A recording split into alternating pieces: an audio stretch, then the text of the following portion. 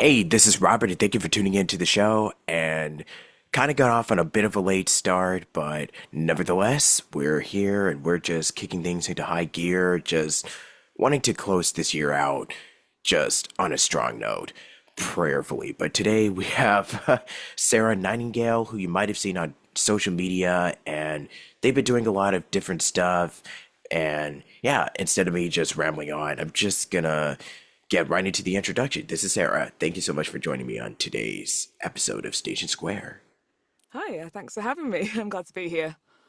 Yeah, and this was another one that has kind of been like planned for a while, but I'm glad that, we finally were making it happen. Yeah, sorry. Yeah, no worries. But yeah, I guess to start this off, what would you say are some of your biggest, I guess, achievements for 2024?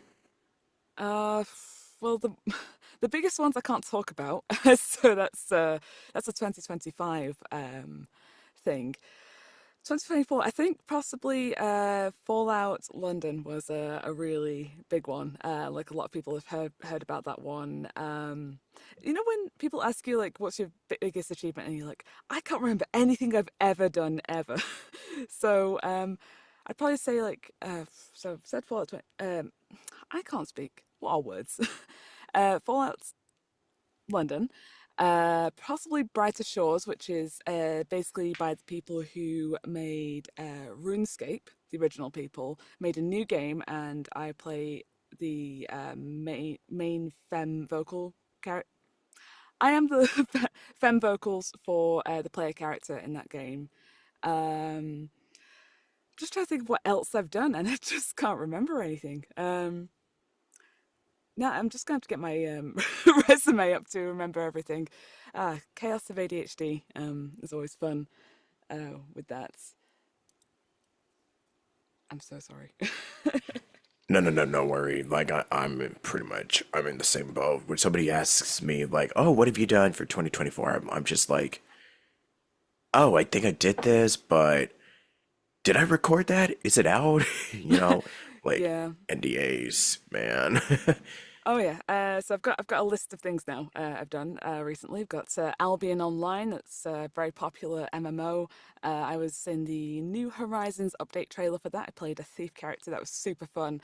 They just kind of approached me for that one and like, hey, we have this character. Do you want to voice them? I'm like, yes, of course. Another one that was like absolutely took me by surprise because you never really know how big something's going to be until it's out, and then people are like, "Oh my god, is this you?" I'm like, "What's going on? What's going on?"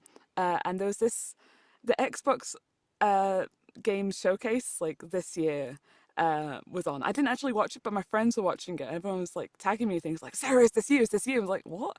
Um, and I had a look, and what I thought was just like a tiny indie game trailer that I'd done earlier in the year was the Winterborough, and it was broadcast live on the Xbox game showcase, and I was just absolutely taken back by like how big that was, and that people were actually able to recognize me, which was really a weird feeling in general about that.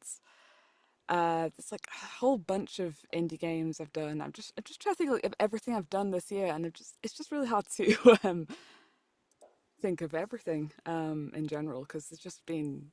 I don't want to sound like a dick, but like there's just been so much I've done that I've just kind of forgotten about most of it in general, apart from the really big Honestly, stuff. same. Yeah. Because you've done quite a lot of, video games and so many different like audio dramas. Like looking at your website, I don't know if this is like we're gonna have enough room space to really discuss all of them that you've, done over the years. Yeah, I have done quite a few audio dramas, but I gotta be honest here, I don't think I've listened to any of them. Yeah, same. I don't really listen to my work very often. It's kind of hard to when it's a game, I'm like, yeah, it's the game. I've got other things to distract myself from hearing my own voice. But when it's an audio drama, it's like it's kind of just that, and it's a bit hard to not think about like, oh, I should have done that differently, or oh, did I really do that, and so on. Yeah, I feel yeah. But I guess with all of that said, Like, what was something that really got your start into VO? I was a content creator way back when, about a decade ago. Um, and I used to do like YouTube videos, I used to stream on Twitch and all that stuff. And I just kind of fell into voiceover because I had like friends like, oh, can you narrate this video for me? I was like, yeah, okay, sure. And I just did like all the voices in the games that I was streaming, and then like I had like people who were game devs like listening in like, oh, would you be interested in doing this? And back then I didn't know what rates were for voiceover, so I was just charging absolute peanuts.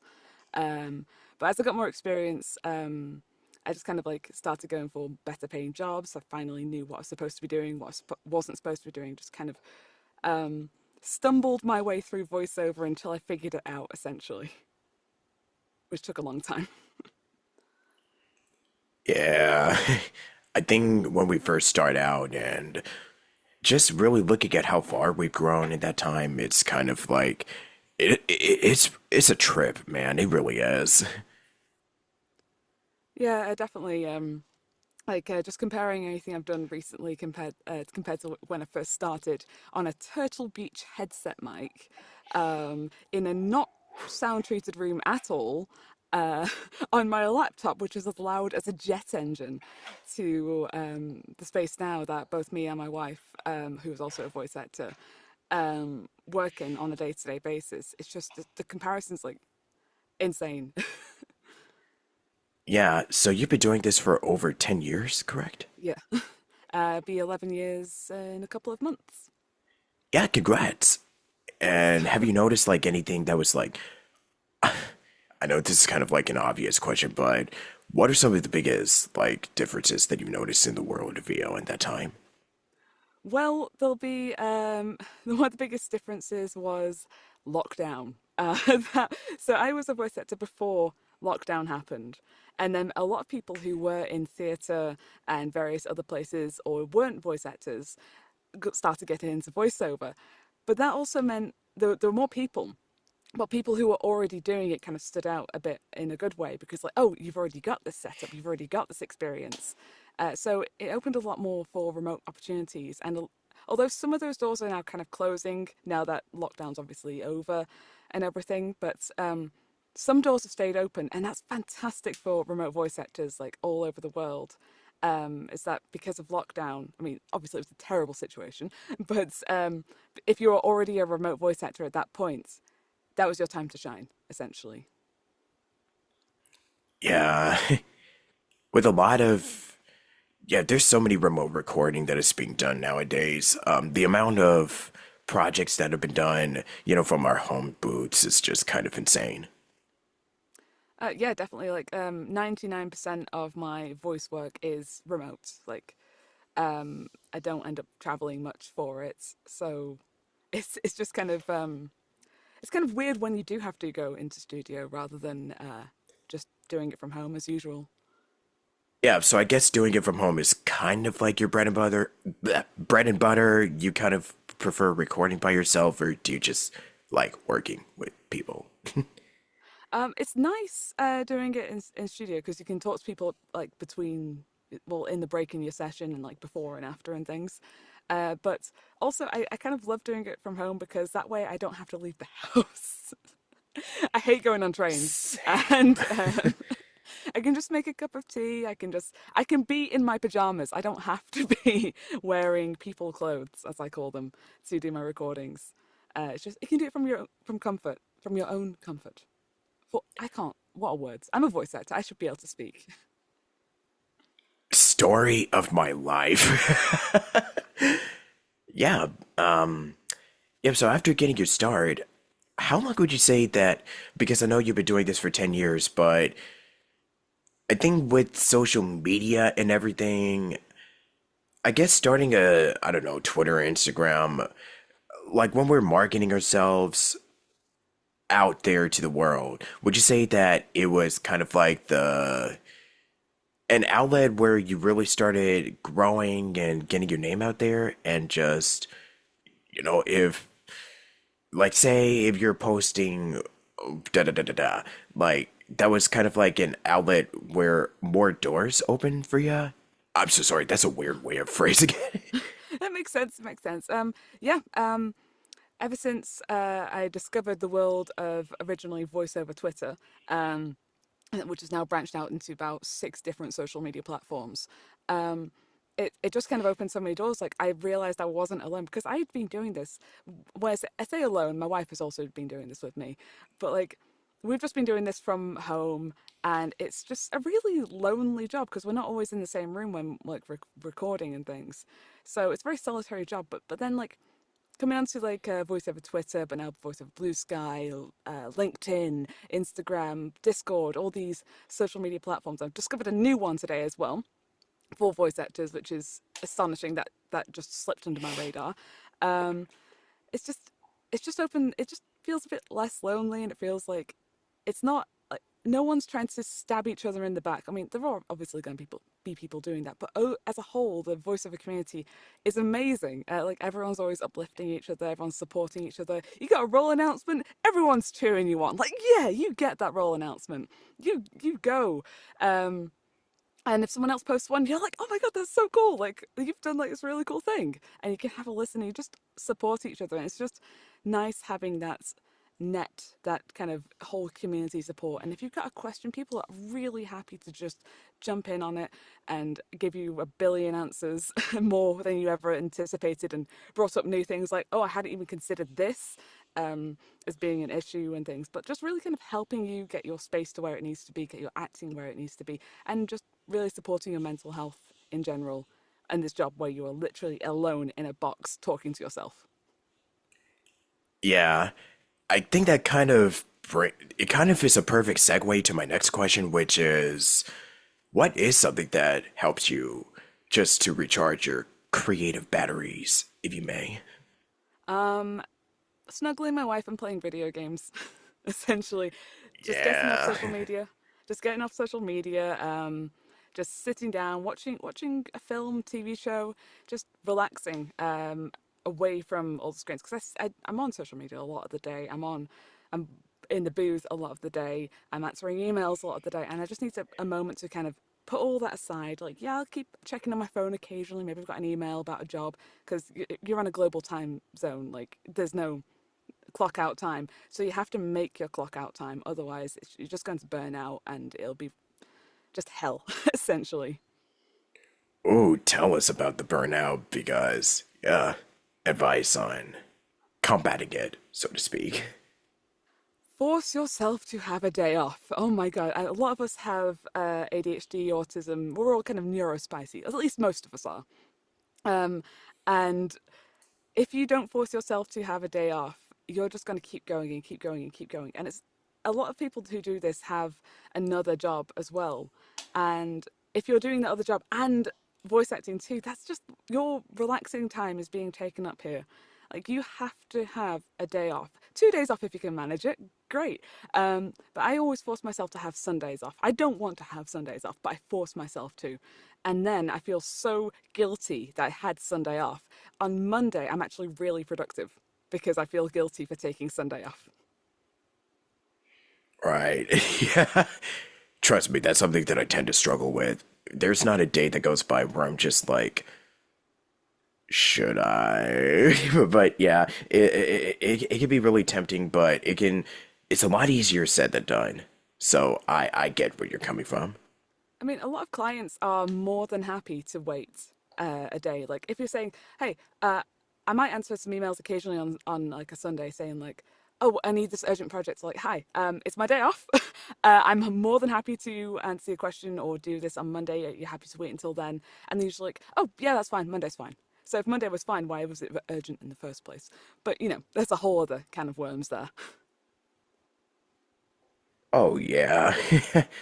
I mean, it's just kind of like it's one of those things where you really have to learn how to, really just set aside time for family and just really balance out the different work that you're doing. Yeah, I know. I'm just there's somebody that talk about work-life balance, but at the end of the day, it's like each person is different. There's no like one definitive answer on handling it, or just, doing it at a point where it just becomes like, oh, okay, it's not like it's like discipline, and it doesn't really feel like you're really working on the balance stuff. It's just kind of something that you just kind of do, like kind of flows organically and naturally. You know what I'm saying? Yeah, thing is, like, if you don't carve out a work-life balance, it's going to carve one out for you, whether you like it or not.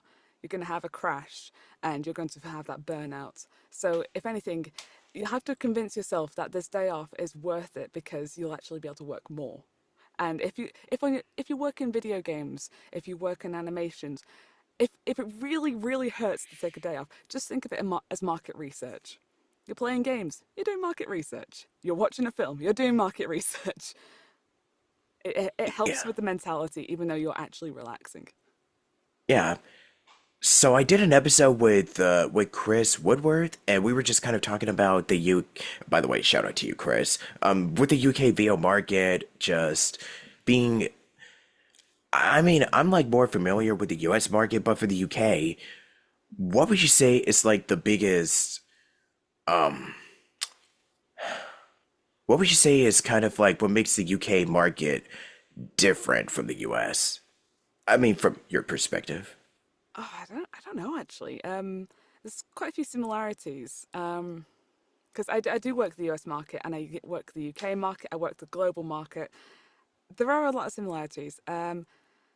I just say, like in the UK, they really like it when you go into studio. They're not too open to remote. Some people are, like small game studios.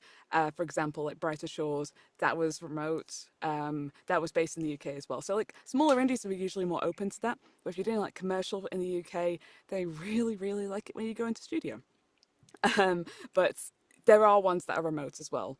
Like you'll find a lot on like pay to play websites that will be remote. But a lot of the ones coming through agents will be like, okay, you can just pop into the studio in London. I'm like, oh, that's like a 5 hour round trip. So the thing is, though, because if you're in the UK, it's really small. If I was in LA, this distance from London, I would be in LA local probably. So it's like 2.5 hours on a train. So if anything, if you're in the UK, you're probably local to London, and you can Yeah, travel in a day, usually, if you're able to, of course. yeah. There's more to talk about with indie video game marketing, social media marketing. I mean, this whole entire episode is literally just talking about marketing. Let's just be real. That's fair. Yeah, there's where to even start with marketing? I literally do a 3 hour class on marketing where I just talk about social media. So which bit? Yeah, so that is our perfect segue classes because you do a lot of workshops, classes, and just training actors on, when it comes to these particular topics that we're just talking about. I mean, except it's free, but you didn't hear it from me. But yeah, talk a little bit about your little workshops. I started doing these. Actually, it was Chris Woodworth who actually convinced me, not Ah, convinced yeah, me, bring it back to Chris. yeah, Yep. bring it back to Chris. I had a call with Chris, just like a general, just catch up kind of networking call kind of thing.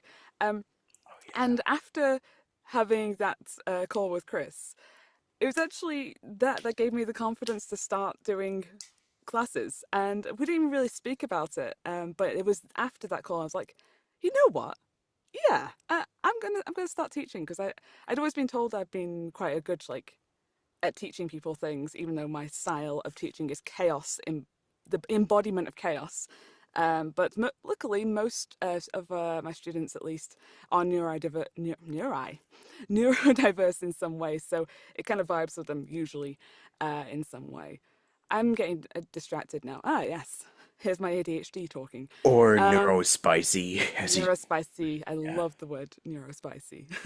um, I've already forgotten what I was on about. Classes. Yeah, how I got started. Um, so about just over a year ago, I think about maybe a year and a half. Oh no, I've been teaching just over a year, I think. And surprisingly, I got a few people signing up to my first ones, which was really, really surprising. And everyone came out with like really nice things to say. And at that point, I hadn't actually taken loads and loads of classes myself. I'd taken like the odd class every now and again, but I hadn't taken so many that I'd had like really bad experiences with classes. Because I taught most of the stuff myself through experience, trial and error. I lived it essentially, is how I learned a lot of the stuff. So people coming in like, "Oh, that was really nice. You didn't insult me." I'm like, "Why would I insult you?" Or I came out with loads of actionable advice. I'm like, do people not? Do people not just give you things that you can work on like right now? And I was just really surprised by like people saying like, "Oh, you didn't stab me." You know, they didn't say that, but like, "Oh, you didn't stab me. That was really nice." I'm like, "Why would I stab you?" Like that kind of energy around the thing. Like it just feels like common sense to me to just give people things they can work on and not just waste their time, essentially. And I'm not Yeah. just going to spout absolute bull out out about this. I'm going to go. If I don't know something, I will tell you I don't know something, and I will find a way where you can find out the correct answer. 'Cause I'm not just going to be like, oh, you might be able to do this. I'm like, I don't know how to do this, but this person might know. Or if you go to this website, you might be able to find out. Because I'm not just going to tell people things that are just not true to seem more knowledgeable, if that makes sense. Yeah. So you voice acted in a lot of video games. Which ones would you say are kind of like the standouts for you in your career? I can't talk about them yet. Ah, Oh, jeez. in the upcoming months, though, I may be able to. Actually, no, I'm not allowed to do any. Okay, still not. I have some very strict NDAs. um, Yeah. okay, so ones I can talk about was one I did last year. This is 2023. I worked on it like 2022 to 2023, and this was The Last Faith. I loved working on The Last Faith. Like I did it with my wife, and we were both in it. Just by happy accident, the game devs contacted both of us separately. Um, I like we didn't even recommend each other for it or anything, so that was a weird coincidence. Um, but it was really cool because not only did I get to be a voice actor on that and do like lots of cool creature and monster vocals and things, I got to be the dialogue audio tech. So I got to be on the other side of voiceover for it, and it was really cool because I do have like a video and audio editing background as well, being like a content creator, having making like a bajillion videos and editing all the audio for that and everything. So it was really cool to just be able to do the other side of it too, as well. Yeah, that sounds so awesome. And what a coinky dang. Like, they just reached out separately instead of referral. So, yeah. Yeah, they both just reached both. They reached out to both of us just Yeah. um, separately, and that's not the first time that's happened. So I Yeah. think our SEO settings are working. So Yeah. yeah, like multiple times, people will be like, "Well, a game dev will reach out to both of us about a project," and then we're like, "Hang on." Like my wife will tell me about like a project. Oh, I'm just working on this game, this kind of setting, this kind of thing. I'm like, that sounds familiar. Is it by any chance by this person? And they're like, yeah, that's the person. I'm like, I'm working on it too, because we don't always talk about every single project we work on together. Yeah. But sometimes it's just like, oh, you've been working on that? I've been working on that. Yeah. Real quick, share a little bit about your LGBT voice actor experience. I wish Um, I talked about this like earlier this summer, but you know what? December. Why not? yeah, okay.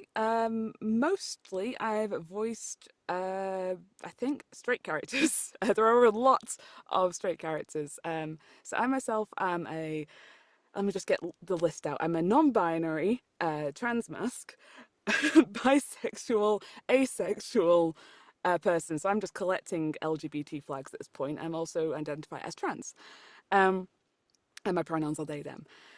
So it's really cool. So most of the time I voice straight women, a lot of the time, or I voice children, which can be boys or girls. But one time I voiced a non-binary character. I have voiced one non-binary character in my whole career, and that was really cool. It was just like a little game called what was it called? It was a game you can only play once, and that was really cool. It's called Only in Passing. And there's a joke in hear me in the game because you can play it once and then it will delete itself, and that's really like a really cool thing. I like the concept of that. It's a really short game.